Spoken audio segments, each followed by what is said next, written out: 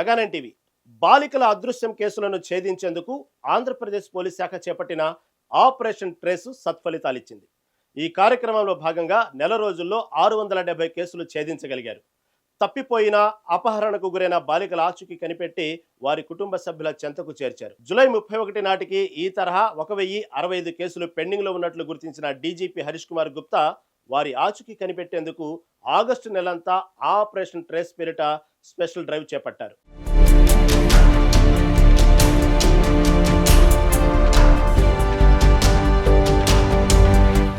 జిల్లా, సబ్ డివిజన్ల స్థాయిలో ప్రత్యేక టాస్క్ ఫోర్సులు ఏర్పాటు చేసి పెండింగ్ లో ఉన్న బాలికల అదృశ్యం కేసుల వివరాలు సేకరించారు. కాల్ డీటెయిల్ రికార్డుల విశ్లేషణ, వారి కుటుంబ సభ్యులు, స్నేహితులను లోతుగా విచారించి వివరాలు సేకరించడం, సీసీటీవీ దృశ్యాల విశ్లేషణ, షెల్టర్ హోమ్స్ లో తనిఖీలు, సామాజిక మాధ్యమ ఖాతాల విశ్లేషణ ద్వారా కొందరి ఆచూకీ కనిపెట్టారు.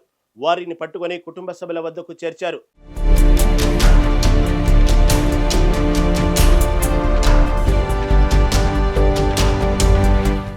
ఆచూకీ లభ్యమైన బాలికల్లో 80% మంది 14 నుంచి 18 ఏళ్ల మధ్య వారే ఉన్నారు. అసాంఘిక శక్తుల బారిన పడకుండా వీరిని పోలీసులు కాపాడగలిగారు. బాలికల అదృశ్యం కేసుల ఛేదనలో పార్వతీపురం, మన్యం 100%, పల్నాడు 89%, అనకాపల్లి, నంద్యాల జిల్లాలు 82% ముందు వరుసలో నిలిచాయి. అల్లూరి సీతారామరాజు 14%, ప్రకాశం 29%, గుంటూరు జిల్లా 33%లో అట్టడుగున ఉన్నాయి.